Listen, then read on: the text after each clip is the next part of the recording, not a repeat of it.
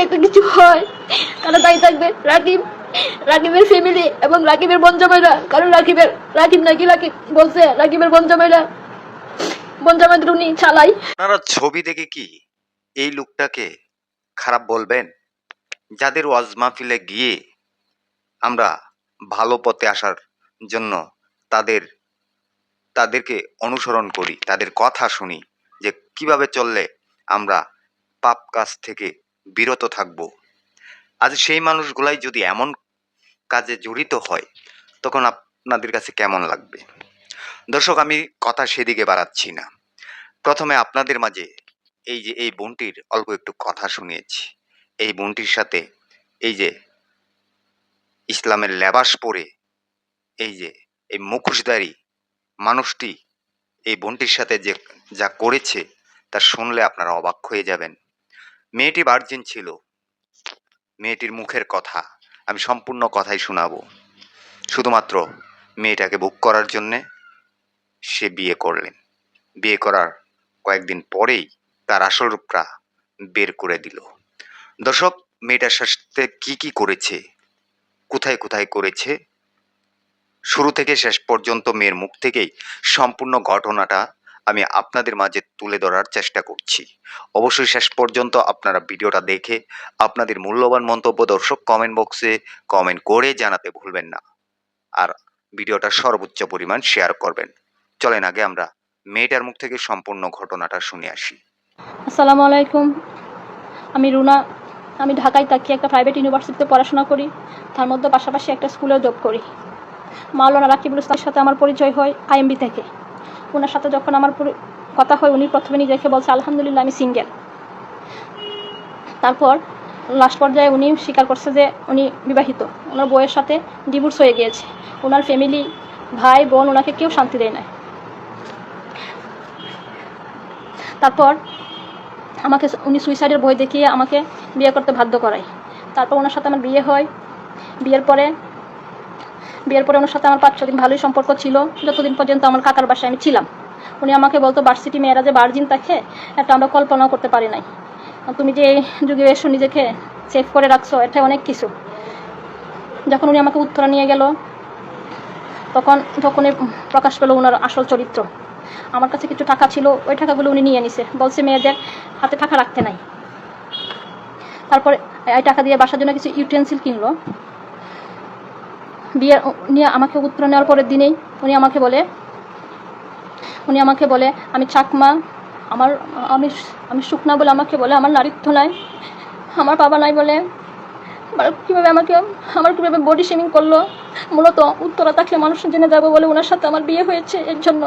তারপর আমাকে উত্তরা বাসা থেকে তাড়িয়ে দেয়। তারপর আমি বাধ্য হই, উনি বরং আমার নামে আমার কাকির কাছে কমপ্লেন দিছে। বলছে রুনা 9-10-এর মেয়েরাও যা বুঝে তাও বুঝে না, কাকি ওকে সব শিখিয়ে দিন। আমার কাকি বলছে এসব লুচ্ছামি কি কথা। এইসব কথা বলার পরে উনি বাসা থেকে বের হয়ে যায়। তারপর আমি একটু ট্যাবলেট বাড়া নেওয়ার পরে উনি আমাকে 4 মাসের মধ্যে 2 মাসের ভাড়া দিয়েছিল। লাস্টে 2 মাসের এই টাকাটা দিতে চাই না। বাংলাদেশের একটা বিখ্যাত একজন হুজুরকে নখ দেওয়া, তারপরে এই টাকাটা আমি নিয়েছি। উনি বলতে পারবেন আমার জন্য একটা সিঙ্গেল একটা সুতা কিনে দিতে। তারপর ওনার চাকরি ছিল না, উনি আমাকে নিয়ে গেল মুফতি উসামা হুজুর, যিনি খেলাতে শিখায়, ওনার মাদ্রাসায় ওনার চাকরির জন্য। হয়তো বেতন কম বলছে বলে উনি চাকরিটা করে নাই। উনি আমার কাছে বলছে উনি আওয়ামী লীগের দালাল। উনি যেহেতু আমার খোঁজ খবর নেই না, আমি মানুষের কাছে যাই, আর উনি মানুষের কাছে অস্বীকার যায় উনি আমাকে বিয়ে করে নাই। ওনার সাথে আমার বিয়ে হয় নাই। আইএমবিতে আমাকে বলে দিয়েছিলাম বলে ওনার সাথে আমার বিয়ে হয়েছে।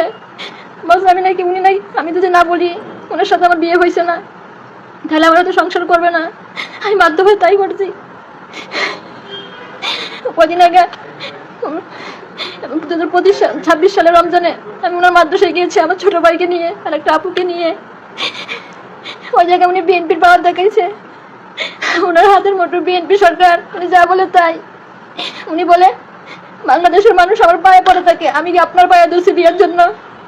উনি আমাকে পছন্দ হয় না, মুসলিম বলে। ওনার পছন্দ আবু রাহানের বউ। এখন শুনলাম উনি নাকি ডিসেম্বর আমাকে নাকি ডিভোর্স দিয়ে দিয়েছে। অথচ আমাকে বলতো আমি বাসা দেখতে, যখন আমি রমজানে গিয়েছিলাম 2026 সালে। এখন আমার নামে এখন মিথ্যা প্রপাগান্ডা চালাচ্ছে, আমার নাকি আরো বিয়ে হয়ে যায়, আমার নাকি ছেলেদের সাথে সম্পর্ক, আমি নাকি খারাপ মেয়ে। যেহেতু আমার আব্বু নাই, তাই আমি বাংলাদেশের আলেম ওলামাদের কাছে আমার বিনীত অনুরোধ, আপনারা এই বিষয়টা খেয়াল করবেন এবং সত্য মিথ্যাটা যাচাই করবেন। আমি পরিবার থেকে বিচ্ছিন্ন, আমার ফ্যামিলি বলছে আমাকে মরে গেলেও দেখতে আসবে না, আমি আমার জীবন নিয়ে এখন শঙ্কায় আছি।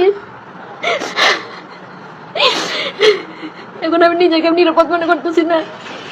আমার যদি একটা কিছু হয়, তাহলে দায়ী থাকবে রাকিবের ফ্যামিলি এবং রাকিবের বঞ্জামাইরা। কারণ রাকিব বলছে রাকিবের বঞ্জামাইদের উনি চালাই।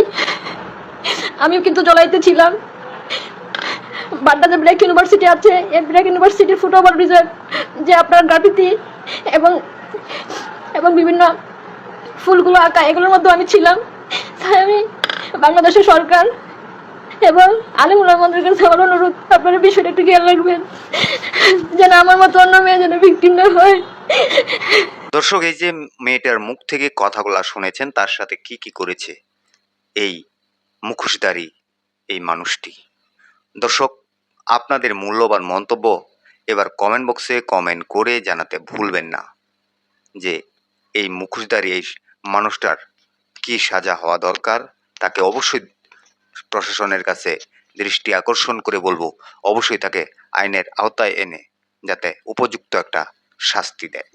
দর্শক, আপনাদের মতামত অবশ্যই কমেন্টে জানাবেন, ভিডিওটা সর্বোচ্চ শেয়ার করবেন। সবাই ভালো থাকবেন, সুস্থ থাকবেন। পরবর্তী কোনো একটা ভিডিওতে আপনাদের সাথে দেখা হবে। আসসালামু আলাইকুম।